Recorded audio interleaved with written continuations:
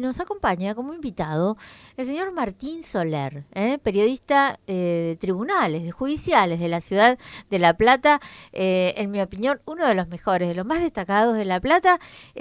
Trabaja para el portal 0221 y es coautor del libro 2A, El naufragio de La Plata. ¿Cómo estás, Martín? Hola Ale, buenas tardes, ¿cómo les va a todos? Gracias por la invitación. No, gracias a vos por estar acá, por compartir esta tarde. Y bueno, preguntarte un poquito de esto que estábamos hablando primero en el resumen de temas, de los números de la procuración. Fuera del aire estábamos comentando de algunos números realmente llamativos. ¿Cómo lo viste? Bueno, preocupante, como lo indican las cifras, digamos, uno puede discutir cualquier tipo de cosa, pero los datos son contundentes. El delito aumentó, creció en la ciudad en el departamento judicial de La Plata y en toda la provincia de Buenos Aires. Estamos volviendo muy rápidamente a cifras de prepandemia, cuando ya eran escandalosas.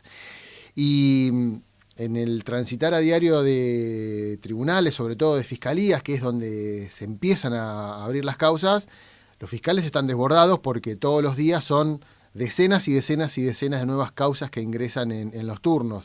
Te tiro un dato color como para que veas la gravedad de la situación. Los fiscales de La Plata están pidiendo, por favor, días de lluvia en sus turnos, porque los días de lluvia no hay tanto delito. Cierto eso. Entonces, hay una moda que siempre se habla en los pasillos y esta semana no vamos a tener lluvia, vamos a tener mucho más trabajo que en el turno anterior o que en 2 turnos anteriores que llovió toda la semana. Digamos, a ese punto estamos, que los fiscales dependen del clima para saber si van a tener mucho trabajo, poco trabajo o un turno normal. ¿Cuánto hace que sos, que recorres los pasillos de tribunales? Varios años, pero podemos poner como hito el 3 de marzo del 2008, que fue cuando arrancó el juicio oral por el crimen de la Pelopincho, Sí. que fue mi primer juicio oral, que lo cubrí completo. Bueno, a partir de ese momento nunca más me fui de tribunales.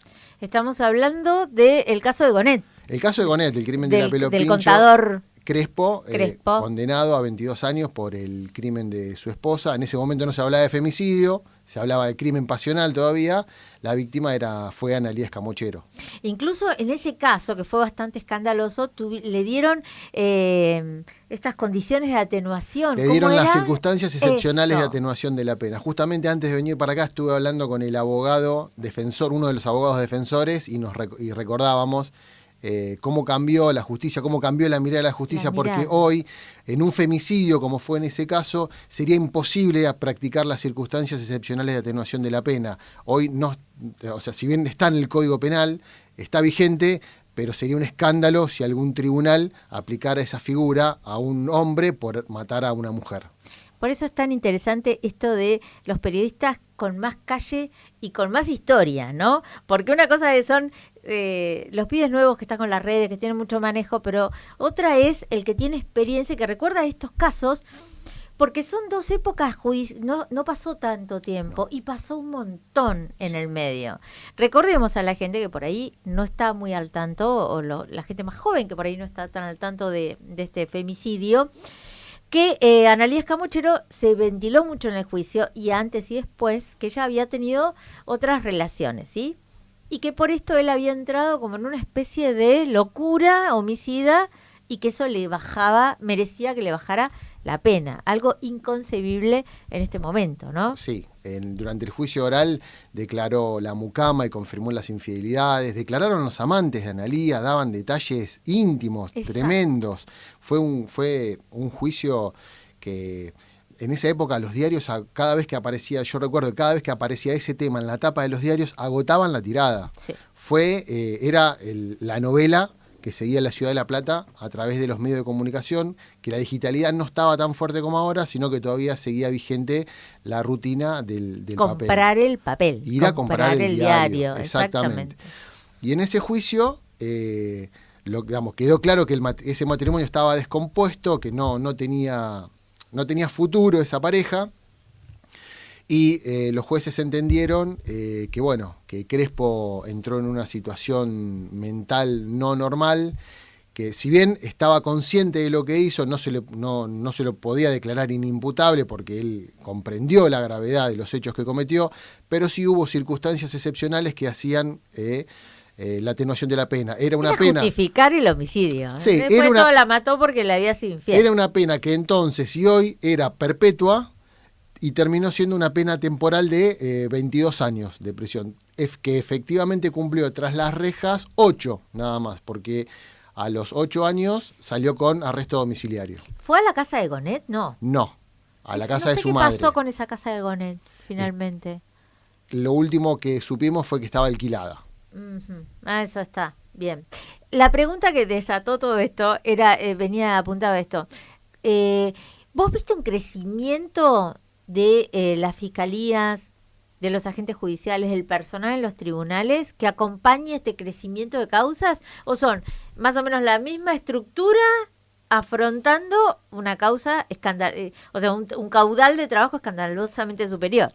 Bueno, hoy los fiscales con suerte tienen un secretario, que es en quien muchas veces el fiscal delega un poco el manejo diario de la fiscalía, y tiene 3 o 4 empleados, es el promedio. Hay fiscalías que tienen 2 empleados y hay fiscalías que pueden llegar a tener 6 o 7. Te da como promedio 3 o 4 empleados por fiscalía, y con todo eso hay que afrontar un turno. Si bien ahora los turnos son más cortos, antes eran de 15 días, ahora son de una semana, el volumen de trabajo que tiene, el volumen de causas que les llegan, es muy superior en una semana a lo que tenían hace años en 15 días. Hoy hablábamos de memoria. Bueno, este año el nuevo Código Procesal, nuevo, le decimos nuevo por un eufemismo, pero el Código Procesal vigente en la provincia de Buenos Aires va a cumplir 25 años. Es del año 98. Es del año 98. Comenzó a funcionar, comenzó a regir el 1 de octubre de 1998. El primer día ya hubo una causa que fue un escándalo, pero bueno, eso es para hablar en otro momento. ¿Cuál? Pará. El homicidio de un policía en una estación de servicio en 7 y 32. Sí, recuerdo, bueno, sí. Bueno, otro día lo hablamos. En ese momento, donde hoy funciona el fuero penal, las fiscalías, que eran el viejo edificio de Vialidad en 7, 56 y 57, iba a ser un edificio transitorio. Y en ese momento la procuración decía, ¿para qué los fiscales quieren oficinas si van a estar todo el día en la calle? ¿Para qué los fiscales quieren personal si se va a escribir muy poco? Se venía de un código escrito donde se quejaban mucho de la utilización del papel. Bueno, pasaron 25 años y recién ahora y por la pandemia comenzó a tener la digitalidad un papel más preponderante en el día a día del transitar de las gestiones de la fiscalía. Pero esto no fue una decisión de política criminal o de brindar un mejor servicio a la ciudadanía. La pandemia lo impuso. No quedó otra. Entonces, ver el estado en el que está la justicia es realmente muy llamativo y muy doloroso, porque detrás de cada uno de esos expedientes hay personas, hay familias que sufren, las víctimas, y también sufren las familias de los acusados que están detenidos. Por ejemplo, este 2 de mayo va a haber una audiencia, un acusado hace 5 años que está con prisión preventiva, 5 años por un homicidio, sí. Y tiene fecha de juicio para el año 2023. O sea, que si no se corrige esa situación, si no se adelanta la fecha de juicio o si no se escarcela... ¿2023 ahora? Perdón, 2026. 3 años más. 3 años más. Esa persona, ese acusado, va a estar 8 años con prisión preventiva, detenido en un penal, y todavía el Estado no le dio un veredicto de culpabilidad o de inocencia. Es una locura. Pero además 2 años no se supone que con prisión, más de 2 años con prisión preventiva no se puede estar. No, prorrogable. Son 2 años, no está escrito en ningún código cuál es el plazo razonable de la prisión preventiva. Por una convención de la jurisprudencia se combinó, 2 años, prorrogable por 2 años más. Pero no está escrito por ningún lado, es una fecha antojadiza que surgió del día a día, claro, surgió de hecho en el día a día en el transitar de las causas. Pero esta persona va a cumplir 5 años con prisión preventiva y tiene juicio dentro de 3 años. No, una locura. Y hablábamos, creo que en el programa anterior también, que hay una sola fiscalía de género, por ejemplo, sí. Cuando el crecimiento de este tipo de denuncias es fenomenal, por no hablar de autores ignorados también. Bueno, autores ignorados es un gran un gran reservorio de causas que muy poco... Es el archivo. Sí. Digamos, que una causa llegue a autores ignorados implica casi con una seguridad del 90% que ese caso termine archivado, tenga la gravedad que tenga, sea un robo, un hurto o un homicidio. Pero ¿homicidios van a autores ignorados? No. ¿Sí? Generalmente, o sea, entran por autores ignorados, pero inmediatamente pasan a la fiscalía en turno. Es un trámite burocrático interno. Pero puede llegar a ocurrir. Porque si una causa está de un determinado tiempo instruyéndose y no se da con el autor del hecho, tal vez pueda volver a autores ignorados. No está prohibido. Y ya después hacemos un corte, una pausa breve, pero antes de eso, ¿qué opinás de la excarcelación del ex juez César Melazo? Bueno, es un tema polémico. Los jueces, lo que tienen que entender en cuenta la ciudadanía y lo que tenemos que tener en cuenta los periodistas es que los jueces aplican las leyes, no las hacen. Exacto. Que Melazo haya tenido una condena de 7 años y 10 meses y con 4 años y medio tiene la posibilidad ya de estar en su casa, no es culpa de los jueces. Sí. Es la legislación vigente que lo permite. Bueno, acá hay que ir a golpear la puerta de los despachos de los legisladores y decir que se revea esta situación.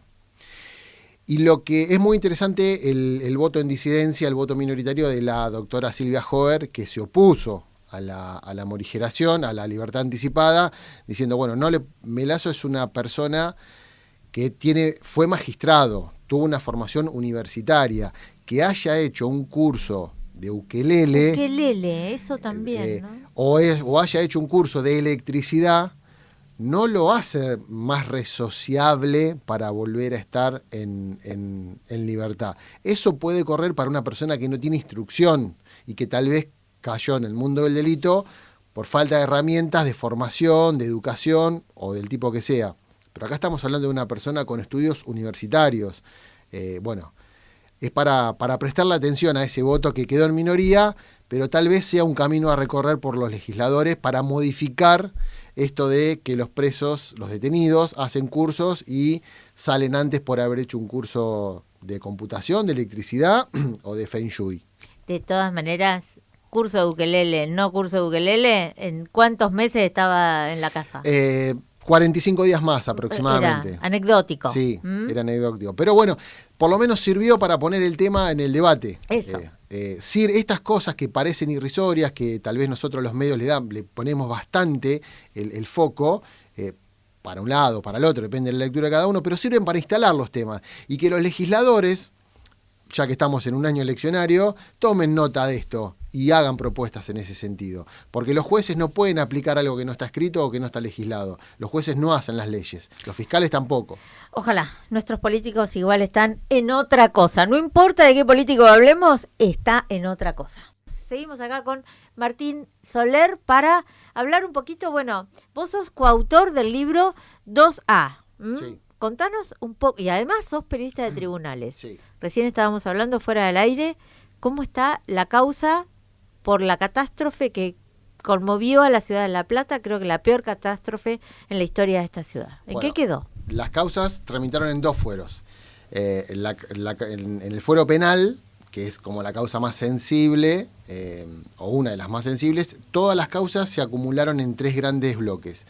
El bloque que investigó la presunta adulteración de los certificados de muerte se archivó. El bloque que investigó la inundación y las responsabilidades políticas se cerró con el pago de una multa de la única persona que llevó a juicio. Y quedó una tercera ahí dando vuelta. La causa por el incendio de YPF. Eso. Esa se archivó también, se cerró porque causó mucha conmoción. Esa causa, la denuncia la impulsa el ex fiscal Marcelo Romero en su momento, por grave afectación un daño a la salud pública, por el humo, el hollín, un montón de cosas. Bueno, como no hubo, esa parte de la catástrofe no generó víctimas o no se pudo dar con ellas, se archivó. Se fueron a declarar como testigos todos los funcionarios de YPF de ese momento, de la refinería de La Plata, y se determinó que fue producto de la lluvia del incendio y no por un mal funcionamiento de la destilería de La Plata. Y quedó abierta la del fuero contencioso administrativo, la famosa causa del juez Arias, que es la única que llegó a una sentencia con una cifra aproximada de víctimas fatales. Decimos aproximada porque al menos 89. Ajá. Esas son las que oficialmente están reconocidas. Una resolución del juez Arias que la provincia, la Fiscalía de Estado la apeló, pero que la Cámara en lo contencioso administrativo la confirmó casi en su totalidad. Hubo algunas disidencias, pero que no hicieron variar el criterio de la cifra final de los 89 víctimas fatales. Y decimos al menos porque todavía se siguen escuchando todo tipo de versiones de lo que pasó en la noche del 2 al 3 de abril.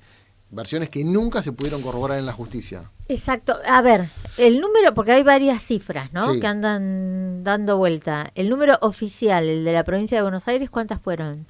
Eran 50 y hubo 51, 52, depende, primero fue 51, después 52, después 51 y finalmente terminó en 52, la que reconoce el gobierno de Daniel Scioli. Ajá. Porque había un caso de un chico electrocutado que no lo querían tomar en cuenta, pero finalmente se demostró que se electrocutó a causa de la inundación, entonces ingresó al listado de víctimas fatales. Ese es el listado Scioli, por como se lo conoció en su momento. Ahora, el listado de la justicia fue más allá, no utilizó un criterio tan policial como utilizó el gobierno para dar ese listado, sino que se tomaron en cuenta otro tipo de factores y llegó hasta 89 víctimas. Que eran todos los que entraron, o sea, los que fallecieron en ese lapso de 24, 48 horas o un poquito más. Pero también se analizaron, claro, porque se analizaron casos de suicidios postraumáticos postraumáticos que, bueno, fueron causas directas de la inundación.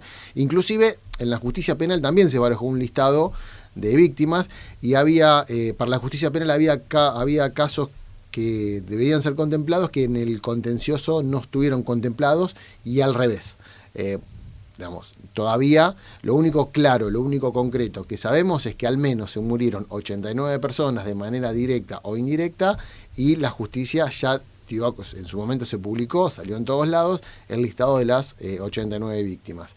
Esa causa todavía sigue abierta, pero con la particularidad que en el fuero contencioso administrativo no hay un fiscal que investigue ni un juez que pueda tomar la investigación en sus manos, sino que es por acción de la parte. ¿Qué significa esto? Que si alguna persona se siente damnificada por lo que pasó en la noche del 2 al 3 de abril del año 2013, todavía se puede presentar en la justicia para pedir que se investigue.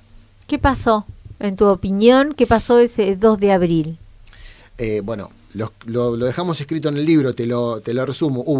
Es cierto que la lluvia fue extraordinaria, agarró a una ciudad más desprotegida de lo habitual porque esta lluvia no se esperaba para La Plata, sino que se esperaba en la localidad de Quilmes. Parte de lo poco que había de gomones, salvavidas, lanchas, que había en Defensa Civil en La Plata y la provincia, que la Defensa Civil de provincia tiene su sede en La Plata, parte de eso fue a Quilmes esperando una tormenta que nunca ocurrió y que descargó por completo en la ciudad de La Plata, que descargó entre 392 y 394 milímetros de agua en muy poco tiempo. No hubo sumidero, no hubo obra hidráulica que aguantara semejante cantidad de agua que cayó de golpe. ¿Puede volver a pasar? Puede volver a pasar. Nos vamos mal. ¿Dónde podemos conseguir tu libro? ¿En librerías digital? Contanos. El libro se lo compran directamente a los autores, me pueden contactar directamente por Twitter, me mandan un DM a @Martín en la red y ahí nos comunicamos y les hacemos alcanzar un ejemplar.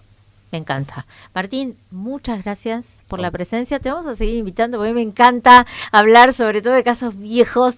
Es mi pasión, así que fenómeno. Bueno, muchas gracias. Gracias a ustedes por la invitación y cuando quieran volveré.